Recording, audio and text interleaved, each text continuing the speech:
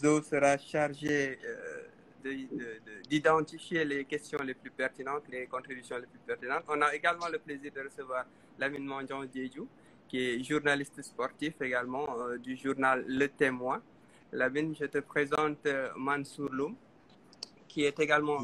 Donc, on va vraiment passer une bonne heure ensemble, certainement plus, pour parler d'une thématique très, très généralisée.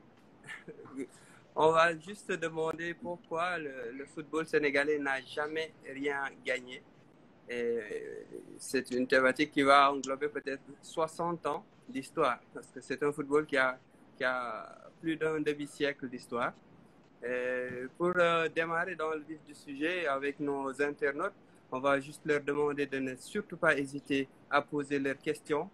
Elzo est ici dans la première partie pour se charger de recueillir les meilleures contributions et les questions les plus pertinentes à poser à nos deux invités, donc Mansour Loum et Lamine Mandion Diédhiou. Et qu'il n'hésite pas également à nous donner également des précisions, parce que quand on parle d'un football qui est né peut-être, comme Laïdiaou le dit, à Asmara 1968, il y a également la première CAN, c'était en 65. Donc, j'aimerais vous interroger très rapidement déjà sur une question générale. Pourquoi le football sénégalais n'a jamais rien gagné?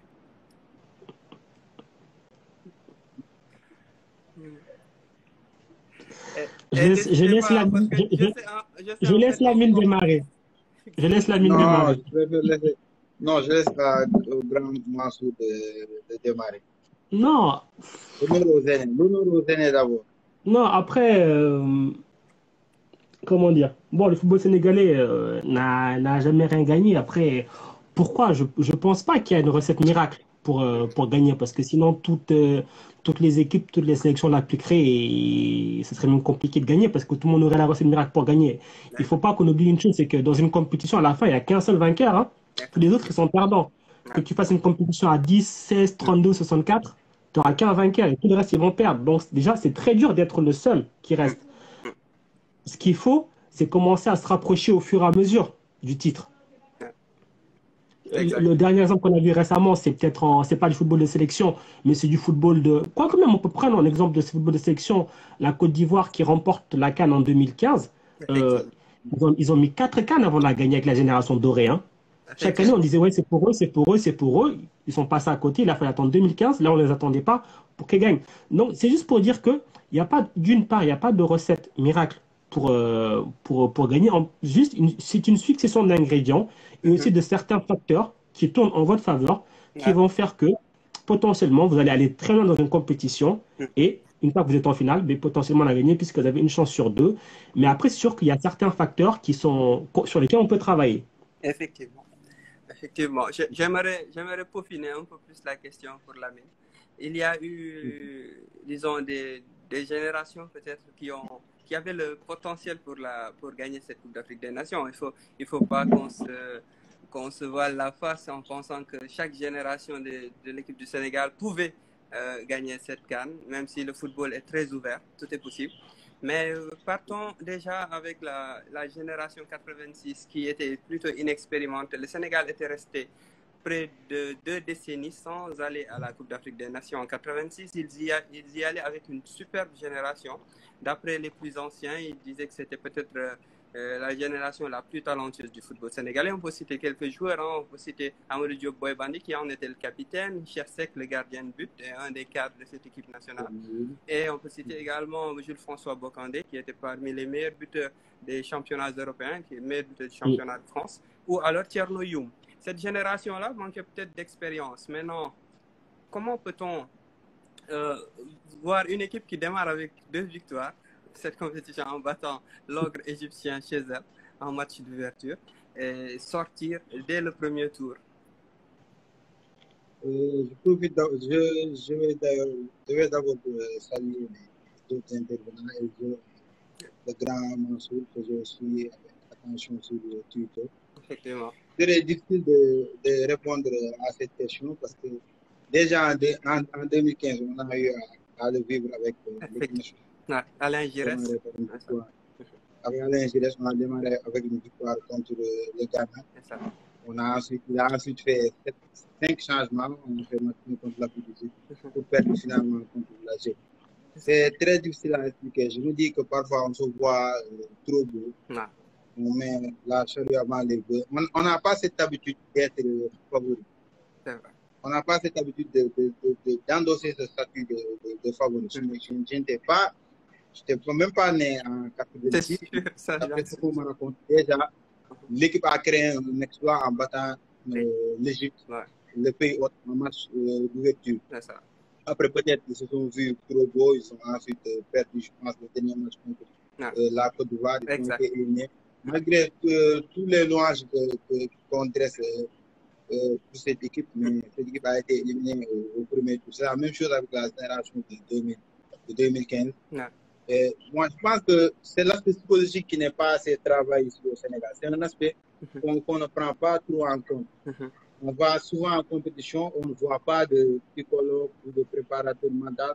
On dit certes que Régis Boguer est un préparateur mental, mais je ne pense pas qu'il est sur le banc d'abord comme entraîneur adjoint. Peut-être qu'il le fait en appoint, mais je me dis que mentalement, nos joueurs parfois sont mal outillés sur ce point. Par exemple, la gestion du stress et des autres points, même si ce sont des professionnels, mais ce n'est pas forcément évident d'être attendu par près de 16 millions de Sénégalais à faire de bons résultats, aller à la CAN et flancher dès le premier accro. C'est difficilement explicable. On avait créé ce même syndrome en 2019 quand l'équipe a perdu contre l'Algérie. Et peut-être, heureusement, on est tombé sur une équipe en deçà du Kenya, ce qui nous a remis en confiance.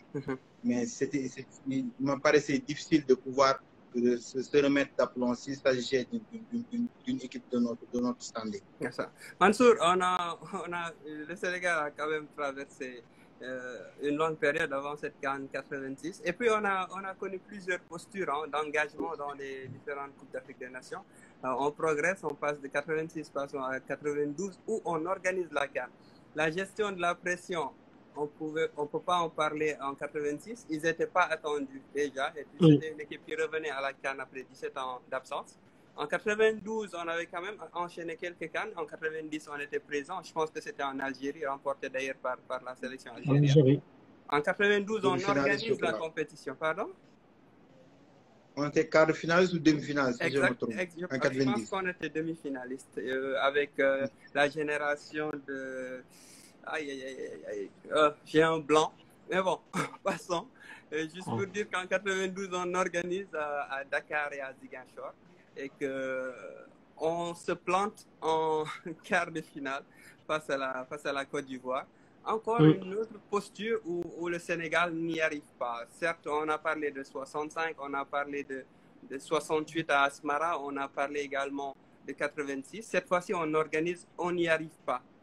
Est-ce qu'on peut trouver une explication aux joueurs sénégalais qui semblent friables quand il s'agit de gérer la pression, en tout cas quand l'événement est d'envergure? Alors, là, je vais répondre de façon générale. J'avais eu un entretien avec Youssouf Dabo, le coach des U20, et qui est actuellement à Teungueth FC, après la CAN des U20 d'il y a 2 ans, qui a été perdue par le Sénégal en finale au tir au but contre le Mali. Contre ce même Mali que le Sénégal avait battu en phase de groupe assez facilement. Et en fait, je disais, c'est quoi le problème? Il me disait au Sénégal, il y a beaucoup de choses positives. Le talent, il est indéniable. Il est indéniable. Mais il manque quelque chose. C'est la culture de la gagne. C'est la culture de la gagne et surtout, savoir se faire mal. Il me disait, dans la mentalité sénégalaise, il n'y a pas ce dépassement de soi. Ce truc de, écoute là, on va laisser notre vie sur le terrain. C'est quelque chose que le Cameroun, par exemple, a très bien. La génération d'Irigobert Song et tout, Patrick Mboma et tout, ça, ils l'ont. Eux, ils étaient prêts à mourir sur le terrain. Le regretté Fouet l'avait dit à la Coupe des Confédérations en 2013, malheureusement, quand il est décédé. Oh les gars, si on doit mourir sur le terrain, on va mourir sur le terrain. Et je me souviens vraiment de ce discours-là du coach Soudabo qui disait que voilà, il n'y a pas encore cette mentalité-là. On est encore trop dans le, comme on dit au Sénégal, le Yalla Barna. C'est-à-dire que voilà, Dieu est grand, on verra. On peut non. assimiler cela à de la suffisance? Je ne sais pas si la suffisance, mais il y a un petit peu des fois de, comment dire,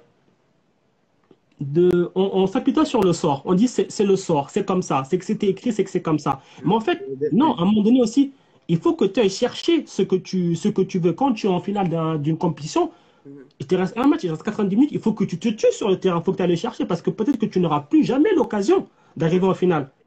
En fait, on dirait que des fois, les gars se disent, bon, mais c'est pas pour nous cette fois-ci, mais on retentera dans 2 ans. Mais dans 2 ans, mais 2 ans dans le football, c'est énorme. Les sélections progressent, les autres aussi ils progressent, ils s'arment encore plus. Et toi qui te dis que la génération elle sera aussi forte dans 2 ans. Et en fait, c'est ça le problème, c'est qu'en fait, au Sénégal, on ne se dit pas juste, ah là on a un match coup près, on se met à 2000% et on le gagne. Sauf que non, on fait juste, on se dit à la fin, bon, ben, on a fait ce qu'il faut, ça n'a pas marché. Entre guillemets, les dieux du football n'étaient pas avec nous. C'est un peu trop réducteur. Lamine, comment essayer d'avoir la culture de la gagne, cultiver cela dès la petite catégorie? Parce que si on prend l'exemple des U20 qui font 3 finales d'affilée, en 2015, en 2017, en 2019, et qui perdent les 3 finales, comment avoir cette culture de la gagne chez les plus jeunes? Parce que je pense que pour l'avoir chez les plus grands, c'est un peu plus compliqué. Oui, je pense qu'il faut d'abord, ça dépend d'abord de la mentalité des entraîneurs. Il faut que les entraîneurs incluent dès le début aux jeunes joueurs cette culture de la gagne. Moi, je pense que si des pays comme le Cameroun parviennent à se transcender durant tout, ça se ressent sur les différentes catégories. Ce sont des équipes qui ne lâchent absolument rien. Et ça, je pense qu'on le réussit quand on commence en tôt. Donc, on ne peut pas attendre qu'on atteigne un certain âge pour pouvoir s'inculquer cette culture de la gagne. Cette culture de la gagne qui nous manque. Il est très difficile de voir le Sénégal dans un match coupé sortir un grand match et se qualifier. C'est assez difficile. Si je prends l'exemple de la CAN de 2019, qui est le dernier baromètre, au premier tour, on joue contre la grande équipe, l'autre favori du tournoi. Je ne dirais même pas favori parce que l'Algérie n'était pas favori. Était considéré comme un outsider parce qu'on ne pensait pas que Belmadi allait réussir en 9 mois ce qu'on cherche avec Cissé depuis bientôt 6 ans. Il a su inculquer cette culture de la gagne à une équipe de l'Algérie qui joue avec des joueurs qui jouent dans des championnats de seconde zone. Qu'on refuse de sélectionner nous au Sénégal. On a eu du mal, on n'a pas su battre l'Algérie. Au niveau du deuxième tour, on a eu l'Ouganda, on a eu le Bénin. Ce ne sont forcément pas de grandes équipes. Ce ne sont pas des bêtes de scène. Contre la Tunisie, qui est une grande équipe, il a fallu recourir aux prolongations pour cette partie de la Tunisie. Là, pourtant, on aurait pu parler par rapport à l'adversité qu'on avait eue face à la Tunisie, le carton, bon, disons, le carton qui disait que Kalidou Koulibaly n'allait pas prendre part à la finale. Ça aurait pu déstabiliser le Sénégal. Et on s'est finalement qualifié dans un match très difficile. Oui, on s'est qualifié dans un match très difficile. On a marqué tout un but contre son camp. Mais je n'ai pas senti cette équipe qui a voulu se transcender, aller au-dessus de ses limites. La preuve, en finale, on joue contre l'Algérie, on encaisse le but de la première minute. On n'a jamais su inquiéter sérieusement l'Algérie. C'était au stade ce jour-là. Qu'est-ce qu'on attend pour inquiéter l'Algérie? J'étais à côté de Mbaïsen de DTV. Je lui disais à chaque fois, qu'est-ce qu'on attend? On va attendre le rejet pour asphyxier l'Algérie ou bien on va attendre les derniers minutes pour tenter notre chance? On ne sent pas cette volonté de gagner. Il y a eu ce même problème en 2017 contre le Cameroun. Hugo Bross met en place le 4-5-1. Pendant 120 minutes, on n'essaie même pas de pousser le Cameroun dans ses derniers retranchements. À la limite, ils étaient sur un fauteuil, sur un matelas. Quand le Cameroun a su qu'il pouvait avoir quelque chose, ils ont attaqué, ils ont failli marquer avec Vincent Aboubakar. C'est ce qui nous pose problème. Mansour le disait tantôt, on fait parfois trop preuve de suffisance, on met tout entre les mains du destin. Mais si la Côte d'Ivoire avait tout mis entre les mains du destin, la Côte d'Ivoire n'allait pas remporter la CAN en 2015. Quand Didier Drogba a arrêté le penalty en 2012, il pouvait se limiter. Bon, on n'a pas cette chance, on ne la gagnera peut-être jamais. L'Espagne, à force d'essayer, l'Espagne a fait le double Coupe du Monde Coupe du monde euro et encore euro. Mais ils n'ont jamais baissé les bras. Ici, on a cette tendance à parfois baisser les bras parce qu'on se dit qu'il y a de nouvelles générations qui vont arriver. On aura la chance. Alors que ce ne sont pas forcément les noms clinquants qui vont nous permettre de remporter un trophée. Qui peut citer un joueur de l'épopée de la Zambie en 2012? 2012, ils n'ont aucun joueur dans un club de grand standing. Il y a un Maïka qui a un peu excellé à Southampton et qui a retourné dans les travers. Ça montre déjà qu'on n'a pas besoin d'avoir une équipe clinquante pour s'imposer en Afrique. Il faut du foula, il faut du Diom, il faut du Fayda. C'est ce qui manque encore. Et aussi un bon entraîneur. C'est ce qui manque peut-être dans notre équipe. Et cette année-là, on avait une armada offensive du feu de Dieu. Avec, mais malheureusement, on avait convoqué une kyrielle d'attaquants pour seulement 3 milieux de terrain. Et c'est là aussi qu'avoir un bon coach, c'est important. Parce que comment est-ce que tu peux avoir autant de... En fait, que ce soit la CAN 2012 où il y avait un excès d'attaquants, la CAN 2015 avec Giresse où il y a un excès de défenseurs qui fait que Giresse, sous la pression, il change de système, il se met à jouer avec 3 défenseurs centraux. Parce qu'il fallait faire jouer Sané, Dilo Bodji et Kara. Parce que si tu mettais un des 3 sur le banc, il allait faire la gueule. Du coup, en fait, c'est-à-dire qu'à ce moment-là, même le sélectionneur, il se met en situation d'infériorité par rapport aux joueurs. C'est-à-dire que les joueurs ont pris le dessus. En 2012, pareil, il y a trop d'attaquants. On fait un système, on balance, on bazarde que des attaquants, on met deux milieux, allez, 2 milieux et demi, parce que même 3, franchement, c'est exagéré. Donc, on met 2 milieux et demi. Mais forcément, tu vas te faire découper. C'est comme ça. Après, on a revu les mêmes lacunes en 2017 contre le Cameroun. Contre le Cameroun, au bout de 20 minutes, tu sais qu'il faut que tu mettes un deuxième attaquant. Faut dire, il y a des choses dans le football. Des fois, moi, ça me fait mal de voir des coachs attendre la 60e, la 70e. On dirait que le changement, il est déjà formaté. Ils ont déjà fait leur match dans leur tête. Au bout de 20 minutes, tu le sais que cette équipe, elle va t'attendre bloc bas, elle va te contrer. C'est-à-dire que même si elle passe à la ligne médiane, entre guillemets, c'est un exploit. Mais presse-les et marque ton but. À partir du moment où tu vas marquer ton but, tu vas les obliger à sortir. Et là, tu vas encore te faire plaisir en contre. C'est-à-dire que chaque minute qui passe joue contre toi. Et toi, tu laisses le temps défiler, le temps défiler. Eh bien non, ça ne marche pas comme ça. Pareil, à la finale de la CAN 2019, je crois que ça, c'est le... Franchement, en termes de mentalité, ça résume totalement le football sénégalais. C'est-à-dire que la chance du Sénégal, entre guillemets, si on peut appeler ça chance, c'est d'avoir encaissé un but très tôt. Je préfère encaisser un but au bout de 2 minutes qu'encaisser un but à la 88e, pardon. C'est-à-dire que tu as eu 90 minutes, si on compte des arrêts de jeu, pour revenir. Et tu as été incapable de revenir, de faire du jeu, de mettre du rythme et de l'intensité. Il est là le gros problème. C'est vrai. Et Lamine, juste avant de te passer la parole, j'aimerais que Elzo déjà nous fasse un petit répertoire de quelques questionnements ou juste des réactions de nos différents internautes. Alors oui, j'ai vu un commentaire de la part de Paris 19 America qui disait justement, est-ce que l'exigence ne doit pas venir de plus haut? Qu'est-ce que vous en pensez? C'est-à-dire de ceux qui sont dessus, c'est-à-dire de la fédération, des dirigeants du football sénégalais. Est-ce que c'est pas eux qui devraient commencer par être exigeants d'abord? Alors, oui et non. Oui et non, si je peux me permettre. Bon, il y a Youssouf Dabo qui réagit déjà, Mansour, en disant que oui. ce n'est pas aussi facile que tu le dis. Il n'est pas dit que tu vas forcément marquer un but en pressant un bloc bas. Mais au moins d'essayer, n'est-ce pas? C'est sûr, mais juste, tu mets les ingrédients pour y arriver. Exact. Parce qu'avec une pointe, on n'y est pas arrivé. C'est juste que tu te mets dans les conditions pour potentiellement y arriver. Exact. Si tu essayes, au moins on va dire, il a essayé. C'est juste ça. Je ne dis pas que tu vas mettre empiler les attaquants, tu vas marquer, non. Mais juste au moins, tu auras tenté de te mettre dans les conditions pour y arriver. Exact. Et donc, par rapport à la question d'un des internautes, Paris, je ne sais pas, Elzo, Paris 19 américain qui disait... Non, par rapport à l'exigence. Alors, là, on va parler de la fédération. En fait, il faut voir deux choses. Entre guillemets, en termes de participation à la CAN, notamment, puisque c'est de ça dont il est question, le Sénégal revient de loin.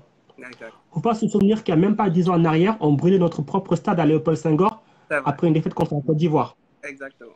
Après match de barrage. Il faut se souvenir de ça. Il faut se souvenir que le Sénégal, ces dernières années, a énormément galéré à se qualifier pour la CAN. Ce n'est que récemment là qu'on a recommencé à enchaîner les qualifications parce qu'on est une génération qui permet de survoler les éliminatoires. Effectivement. Et donc, si on repart depuis l'échec de 2015, la fédération, elle a fait table rase de ce qui s'était passé. Elle a voulu reconstruire. Donc, avec un nouveau coach, nouveau staff, tout ce qu'il faut, avec l'objectif qui était pour la CAN d'après, passer la phase de groupe.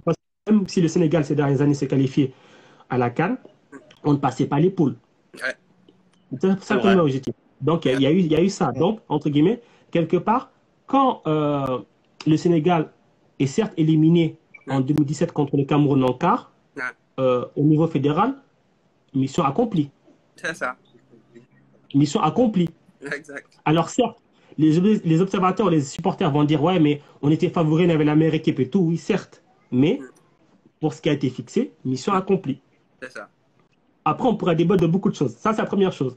Ensuite, il y a eu la Coupe du Monde. Il fallait faire il n'y avait pas d'objectif particulier à la Coupe du Monde. C'était faire bonne figure, faire une participation honorable. C'est ça, mais au vu de comment l'équipe a commencé, quand même, battre la Pologne, accrocher le Japon, voilà. On peut nourrir quand même des regrets. Il y a des regrets quand même. Mais bien sûr, il y a des regrets. Mais moi, je te parle juste de, entre guillemets, ce qui est fixé par la fédération. C'est vrai. Donc là aussi, bon, participation honorable. Tu n'as pas perdu le match. Si, tu as perdu le dernier match contre la Colombie, mais voilà, tu as été séduisant, tu as fait des choses, machin. Mais bon, tu es sorti. Ça passe. Et là, donc, arrive en CAN 2019, l'objectif, c'était dernier carré. Tu vas en finale. Donc, c'est accompli.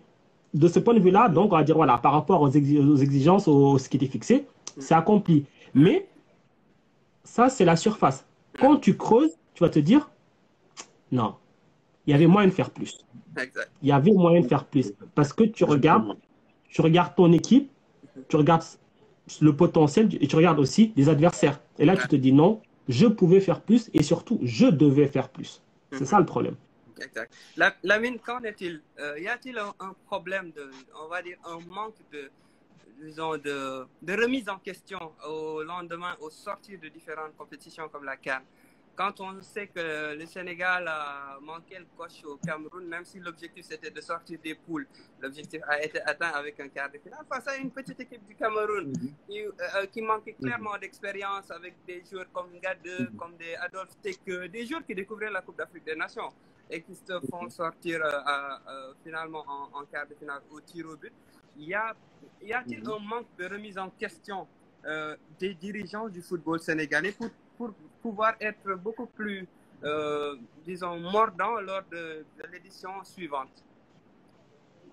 Oui, on peut dire, parce que je me demande si réellement on utilise des rapports qui sont généralement faits après au niveau de la direction technique nationale, par exemple.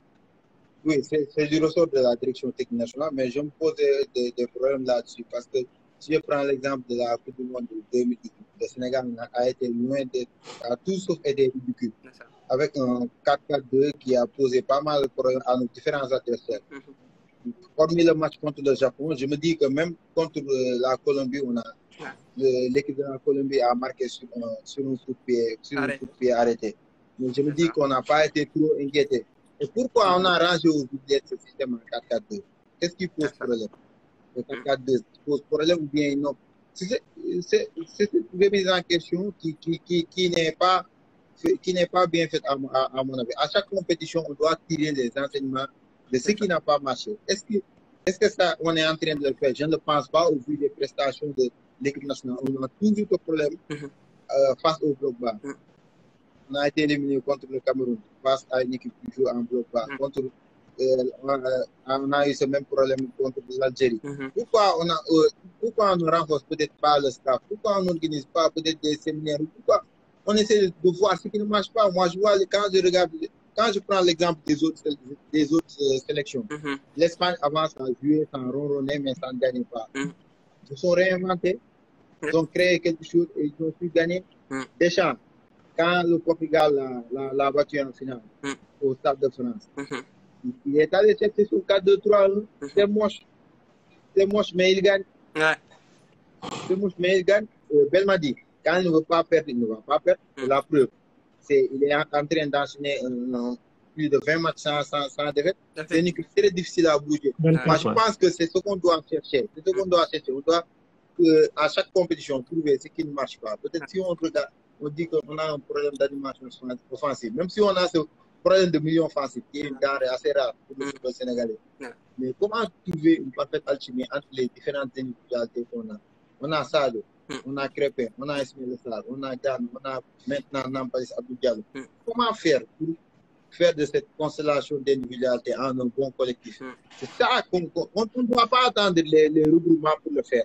Je pense qu'il y a le travail de sélectionneur ne nécessite forcément pas qu'on attende qu'on soit un regroupement presque. On peut faire des séminaires entre la direction technique nationale et le staff de l'équipe nationale, voir ce qui n'a pas marché, renforcer peut-être des acquis et formater des brèches. Mais on sent que c'est un éternel recommencement. On commence quelque chose, on se dit que c'est ça qui ne marche pas, donc on va chercher ça. Alors que le problème ne se situe pas à ce niveau. On se disait qu'on n'avait pas de latéral gauche. Maintenant, on dit qu'on a un latéral gauche. Maintenant, on dit que ouais, on a un problème d'animation offensive. Donc, je me dis qu'avec toutes ces individualités, on doit pouvoir trouver quelque chose. La direction technique nationale doit jouer son rôle. Doit jouer son rôle en organisant régulièrement, je ne sais pas si tel est le cas, régulièrement des réunions où on doit trouver des solutions pour que le Sénégal ne continue pas d'être ce nez d'Afrique. C'est regrettable de voir une équipe comme le Sénégal. À chaque compétition, on peut citer de grandes cannes en 2002, 2019, même en 98 où on avait fait bonne impression et finalement se retrouver avec 0 cas. On devient la risée de l'Afrique et on doit remédier à ça.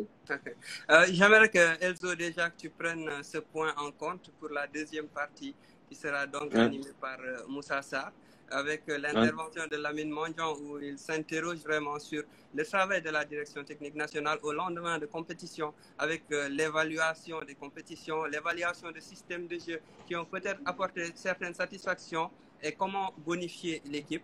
Avant de rebondir sur Mansour, j'ai entendu plusieurs explications pour toi et Lamine. Chaque CAN a son histoire, chaque CAN a disons, son explication sur, entre guillemets, les échecs. Et donc, j'aimerais qu'on parle aussi disons, de la responsabilité parfois, d'une prise de conscience forte de l'entraîneur. J'aimerais par exemple citer le cas de Djamel Belmadi qui hérite de l'Algérie, une équipe très problématique, avec, disons, la démission de plusieurs sélectionneurs juste avant lui, après le super travail de Vaïda Ilozit, par exemple, à la Coupe du Monde 2014. On voit un Djamel Belmadi qui hérite de cette sélection à problème, avec des égos vraiment surdimensionnés, difficiles à gérer, et qui fait quand même des choix forts. On voit Djamel Belmadi qui voit un joueur comme Sofiane Fegouli, un offensif. Il se dit qu'il ne peut plus assurer, disons, sur des postes offensifs. Il le replace en milieu relayeur. On voit la réussite, ce que c'est. On voit un joueur comme Guedjoura qui n'était pas titulaire, par exemple, à Watford en Championship. On voit un joueur comme Bagdad Bouneja qui est finalement titularisé en pointe, alors que tout le monde attendait Slimani qui brillait, que ce soit du côté de Leicester en Ligue Europa ou, je ne sais pas, en Ligue des Champions. Et encore, j'ai un autre exemple. Djamel Ben Lamri, qui est inconnu du grand public, qui est titularisé en défense centrale. On peut également citer des joueurs comme Youssef Belaïli ou citer un gardien de but comme Raïs Mboli, qui n'avait pas de club. Et on a vu tous ces choix forts de Djamel Belmadi ont finalement été payants. L'Algérie non seulement a gagné la Coupe d'Afrique des Nations 2019, mais elle a également mis la manière. Qu'en pensez-vous par rapport aux différents entraîneurs qui se sont succédés, et principalement Aliou Cissé qui n'a pas forcément fait de choix forts? Bon, il y a beaucoup de choses à prendre en compte. Déjà, la première chose qu'il faut voir, c'est que il y a le football de club et le football de sélection. Il y a des joueurs. Moi, l'exemple type que j'ai, c'est le Ghanéen Christian Atsu.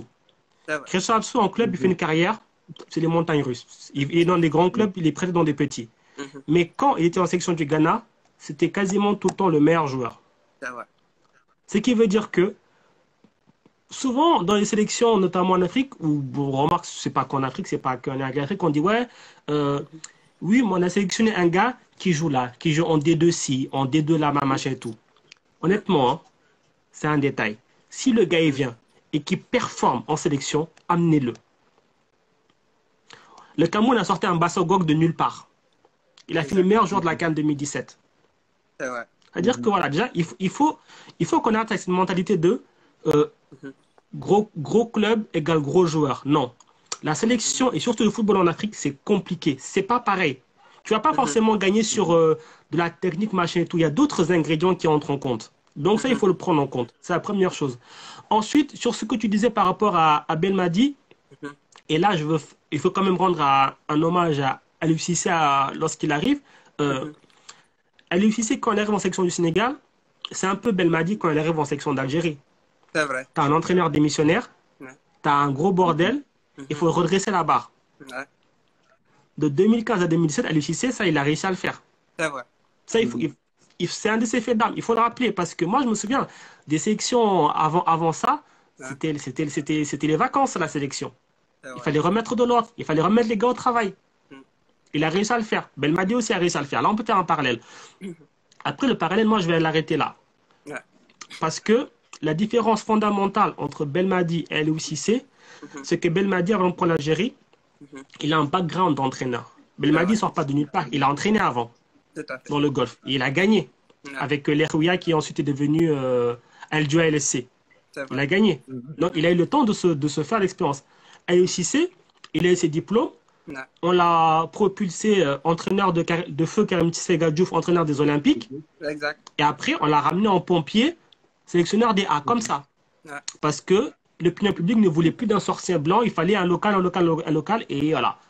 Comme il avait fait bonne impression en 2012 lors des JO et tout, on s'est dit, allez, c'est le moment.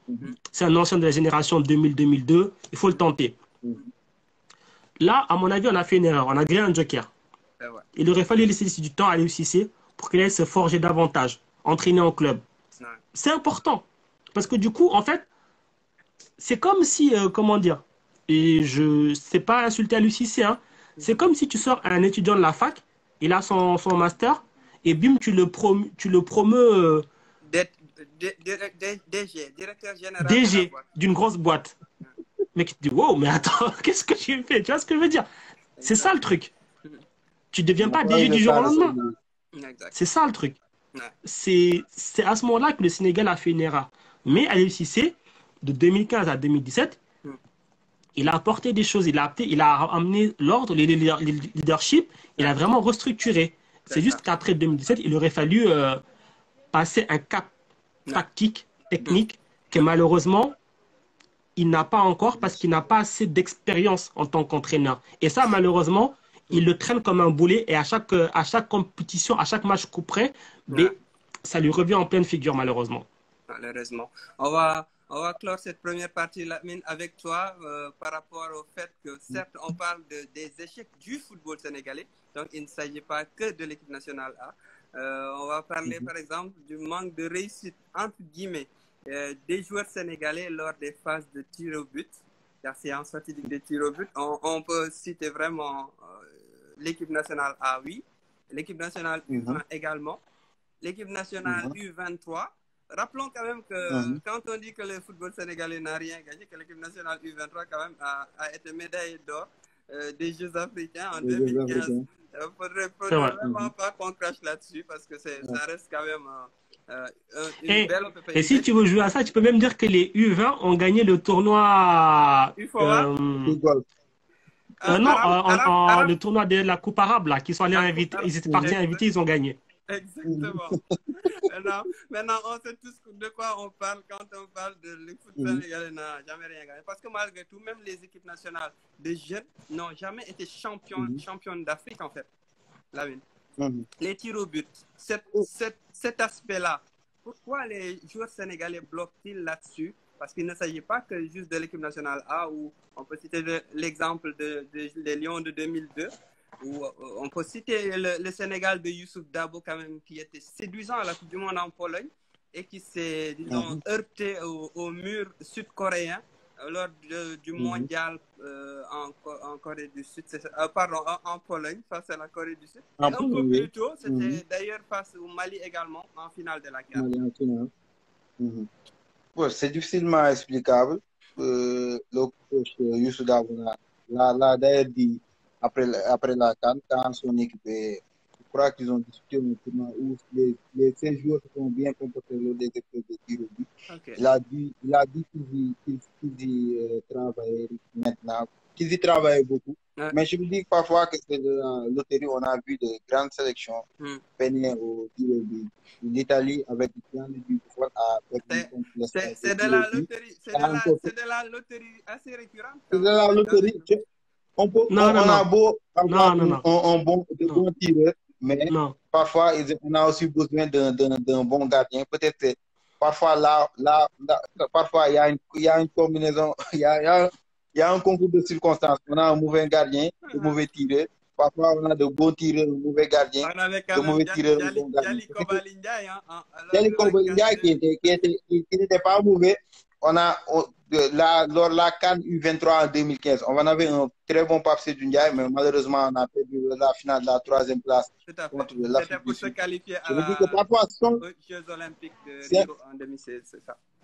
On a parfois du mal, on y travaille peut-être pas, assez, alors que d'autres, les tirs ne font pas forcément partie du football et peut-être qu'on n'y travaille pas assez. Mais moi, je pense que c'est de la loterie parce qu'on voit que le bon tireur parfois. Mansour, je ne suis pas d'accord. Non. Franchement, alors, certes, il y a un facteur chance. C'est évident qu'il y a un facteur chance au tir au but. Tu peux rater, le gardien peut partir du bon côté, tout ce qu'il y a, machin. C'est possible, il y a un facteur chance. Mais il y a 2 aspects essentiels. Un, la technique, 2, le mental. Parce que un tir au but, tu dois au moins le cadrer. Le gardien le repousse, entre guillemets, pas de chance. Mais quand tu frappes un tir au but qui passe 3 mètres au-dessus du but, je suis désolé, c'est pas de la loterie. Ça, c'est de la technique pure et dure, ni plus ni moins. Et donc, l'autre aspect, c'est le mental, forcément la concentration, parce que il faut se mettre dans les conditions de se dire que un match, c'est pas 90 minutes dans certains aspects. C'est 120 minutes, voire même au-delà. Donc, ça se prépare en amont. Lors des entraînements, dire, écoutez, les gars, là, on va faire une séance de tir au but. Et en fait, il faut le mettre dans la tête des jeunes. Et ça, dès le début, hein, ça, tu peux le faire dès les U17 ou dès les U20. Il faut leur apprendre déjà, parce que c'est ça l'adversité. En fait, il ne faut pas qu'on dise, ouais, on a joué 95 minutes, 90 minutes, plus l'arrêt de jeu. Non, un match, ça va au-delà. C'est 120 minutes et plus. Il faut déjà mettre ça dans les têtes. Je veux dire qu'un gamin, supposons un gamin, tu l'as habitué régulièrement à faire des tirs au but. Certes, sans enjeu parce que ça, l'entraînement. Mais quand il va se retrouver dans la situation, son geste, il le maîtrisera déjà plus. Tout à fait. Alors certes, il devra maîtriser ses émotions et tous les facteurs autour, mais au moins la technique qu'il aura. Et si tu as déjà la technique, tu as mis 50% de la balle au fond des filets. Effectivement. Donc, on s'en tient là, que ce n'est pas forcément une question de chance, pas toujours en tout cas. Et que le mental intervient énormément, la gestion du stress aussi, quand on est face au gardien de but, et qu'il s'agit quand même d'un exercice où il y a beaucoup de pression du fait que c'est un exercice considéré comme facile. On est à 9 mètres du gardien et on est tout seul. Et on va clore cette première partie-là. Je laisse Elzo introduire les 2 autres intervenants qui vont nous rejoindre. On garde Mansour. Et Lamine va nous quitter également. Moi-même, je vais devoir vous quitter, en tout cas pour la 2e partie. Je devrais pouvoir revenir pour la 3e partie. Lamine, en tout cas, ça a été un plaisir de nous avoir accompagnés pour cette première partie qui a duré 45 minutes. Une première mi-temps où tu as été plutôt bon, même si Mansour merci à toi, Lamine. Exactement, vous n'avez pas été d'accord sur le dernier point sur les pénaltys. Donc ça, disons, vous avez... étant gardien de but, je peux lui conseiller cela. En tout cas, ça a été un plaisir, Lamine, pour l'invitation. On espère quand même t'avoir avec nous pour les prochains lives sur d'autres thématiques. Elzo, tu pourras maintenant, je pense, introduire Seikou Seydi, et Moussa Sarr pour la deuxième partie où vous allez plus entrer dans le vif du sujet, parler du contexte actuel, des échecs plus récents. Hein. Parce que moi-même, je me disais que peut-être qu'on ne se dit pas, qu'on ne se ressent pas ainsi, mais l'équipe du Sénégal aurait peut-être pu gagner. La CAN qu'elle aurait plus gagné, c'était l'édition de 2017, où l'adversité n'était pas aussi forte que l'édition 2019, où l'Algérie peut-être paraissait vraiment meilleure que toutes les équipes présentes lors de cette CAN. Elzo, je te passe la main et puis que tu puisses introduire ok, d'accord. Sarr et donc... c'est Poussedi.